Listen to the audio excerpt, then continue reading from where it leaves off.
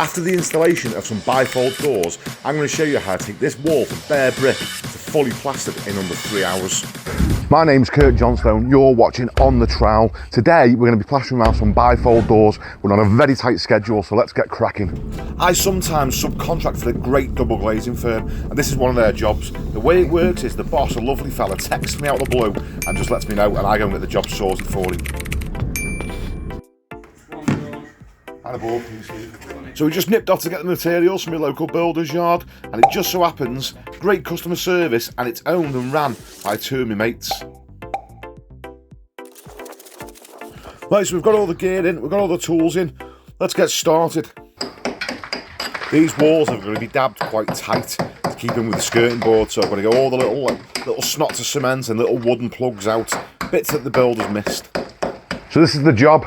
The window firm have been in, cut out a window, put these bifold doors in, and this is what we're left with. Apparently there's a timber lintel up there. I don't know what's gone on. I think that steel's been put around it, but either way, it's smooth steel. So what we've done before we went to the builder's yard, we've painted some grit on there so that when that's dried out, we can stick adhesive on there and it's got a better chance of sticking. Right, the good news is for us as well, this isn't a solid 9-inch wall. There's a cavity with cavity wall insulation. So that the reason that's good news for us is if this was a solid wall, if it's a solid 9-inch wall, we wouldn't be able to use plasterboard adhesive and plasterboard straight onto this because we'd get penetrating moisture. We'd have to put waterproof sand and cement on or a breathable plaster. But because of this cavity, we can use gypsum-based products without any problems.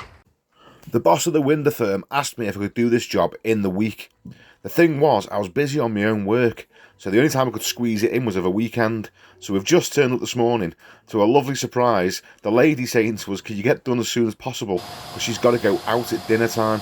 So now the pressure's on a little bit to get this job done as fast as possible. 20. As any plasterer will agree, it's always lovely to stack your boards up on a nice flat wall somewhere so it's easy to cut. But the house is fully furnished and there's no big flat walls, and we can't work outside because it's decided to start lashing down. And Kieran's not happy. He's got a face on because he's got to keep going back and forth to the van getting different bits and bobs for us.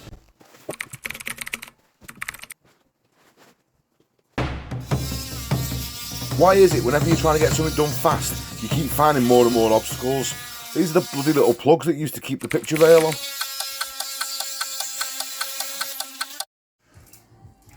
Right, people always ask me, why do I measure things in inches? And it's for this one simple reason. See this cut here, there's 4 measurements here. There's 26.5, 30.5, 4.25 and 1.25. 4 measurements that I took from over there to get that detail going around the cupboard. Oh, down, that's it, where the shelf is. I've got to measure to a little cut round that. Now if I worked in metric, it'd be like 127, 135 and a half, 270, yeah, it's just too many numbers. So I work in inches just because it's less numbers. I can just remember 26.5, 30.25, 7 and 3. You know, it's just easier to remember smaller numbers.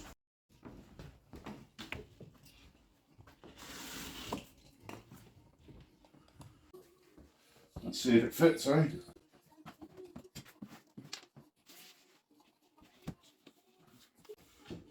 Like a glove.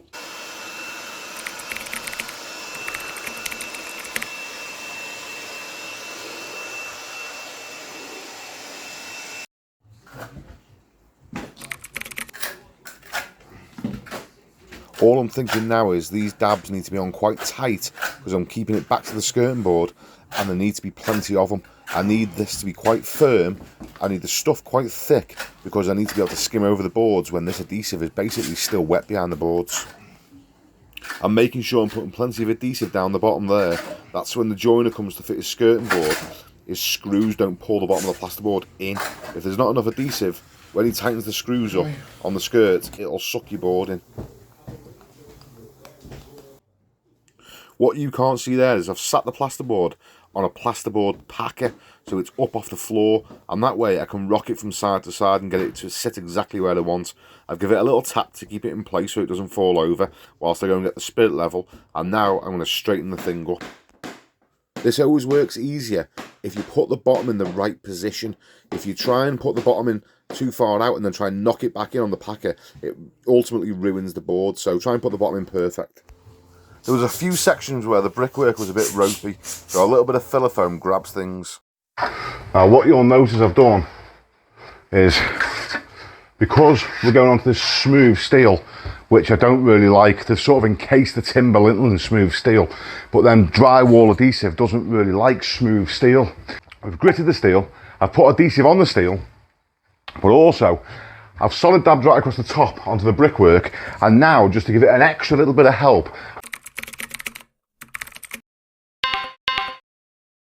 I've left little gaps. I haven't put a solid band of adhesive right across the bottom yet, because what I'm going to do now is, adhesive, as I said, doesn't really grip very well to steel, but this does. Now ultimately, that board's not going to go anywhere because it's hooked over the end of the sideboards, but I mean, just to be belts and braces, I'm also going to just foam the bottom off. Come round here, Kim, so they can see. Just so I know it's never going to move. Okay, so now for this head, to give it the best chance possible, I'm making sure that this solid band of adhesive is stuck to the back of this board. We've done everything we can to make this board stay on, so if we tie into the back of this board, this one's ultimately going to be stuck to it as well, so I'm making sure that the adhesive goes right at the back of this board like this. Now I will be able to get some adhesive on here. We've also got these nice big chunks of timber that we can potentially put a little pencil mark on the frame, so we know we've got timber there, and we can get a little fixing in. I'm going to mark off on the reveal as well, so I know where I can put screws, and then we'll get some little fixings in there as well. And also, to help it, I'm going to put some blobs of expanding foam on the back of this board, so we can have the expanding foam that will stick. It's got the adhesive. Again, we've gritted it, but you know, just to be belts and braces.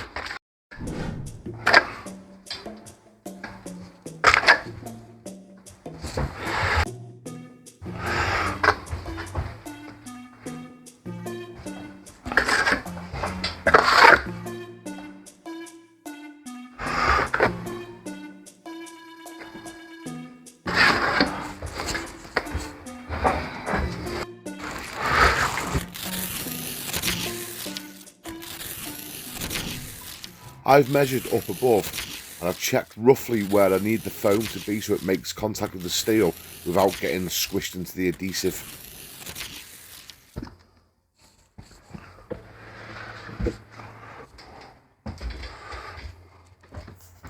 Right, the moment of truth. Let's see if it fits.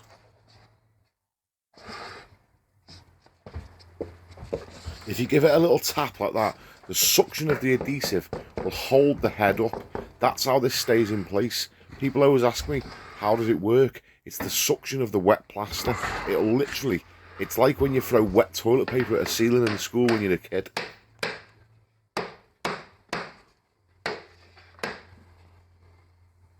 Perfect.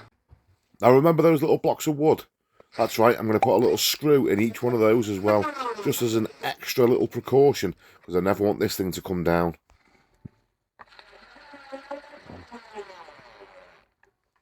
There we go.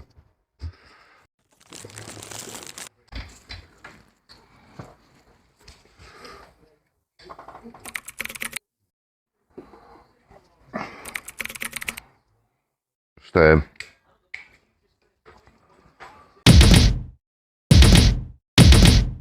Right, so that's the great thing about hook-on beads.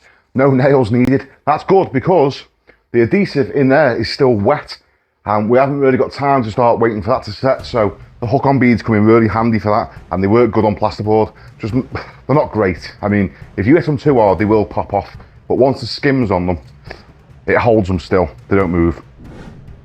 Right, we're running out of time. That's it. It's all plasterboarded, beaded. It's scrimmed, it's SBR'd, it's time to get it done. Are you ready?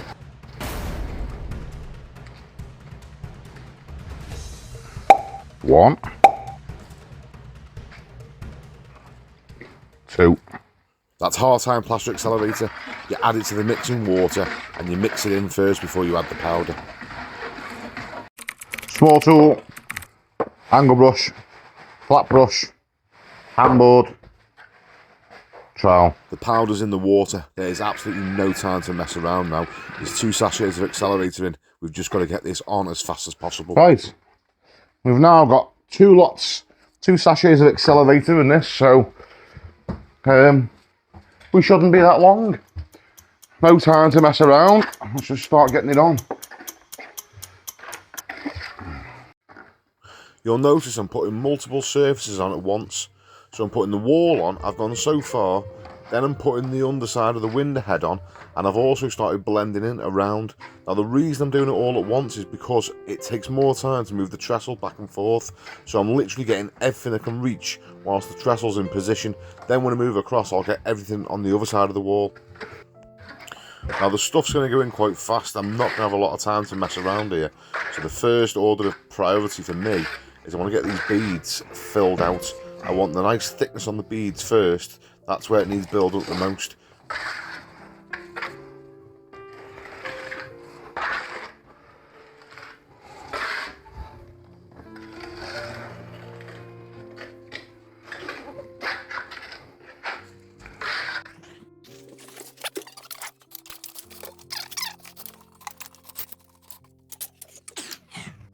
Can't quite reach in there side on, but I want to. Could you possibly go to the van for me and get me my other carbon steel trowel? Is that music relaxing? I've done that for a bit of a joke, really. This is what I call the swan effect. It looks all calm on the surface, but underneath, I'm paddling like crazy because I know the stuff's setting. Okay.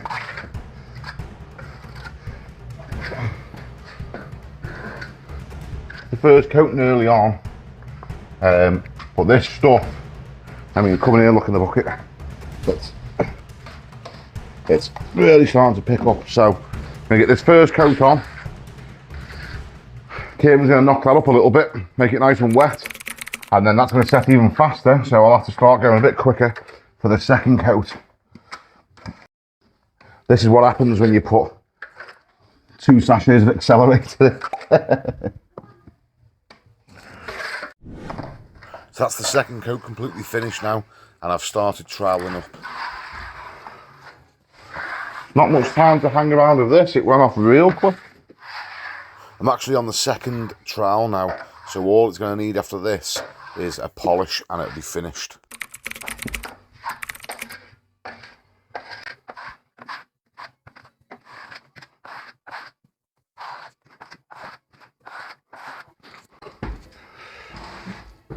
Okay, let's get this blending in done here. Because I've plasterboarded up to the other walls, there's a joint. The joint needs scrimming. Once it's scrimmed, the plaster needs blending in over the top. This is it now. Kieran's just giving a quick wipe down. Focus. Kieran's giving a quick wipe down. And then that's just turning dark now. We'll give that a good polish in a minute, and that'll be us finished, cleaned up and gone. Now, as you can see, I never really use a corner trowel. The 4 corners on my trowel are all 90 degrees, so I very gently use that to run along the corner and cut the shape in, and then I just finish it with my angle brush like you can see now. Hang on, that's not the sound effect for that text. That's meant to be a pop. That's more like it. Now, let's just get this job finished because we've literally got minutes. Again, the reason there's plaster on the ceiling on the left-hand wall is because there was the joint of the plasterboard that needed scrimming, and then the scrim needed covering and blending in. Yeah, come in, I want to show you something. See the bead? It ends up with plaster on the surface of it, and you can use the metal on your angle brush to take it off. So, and then the brushes, the bristles, wipe it off. You can use the metal to take the plaster off, and the bristles wipe the bead clean as you go. And that way your beads come up lovely. Like this. Done.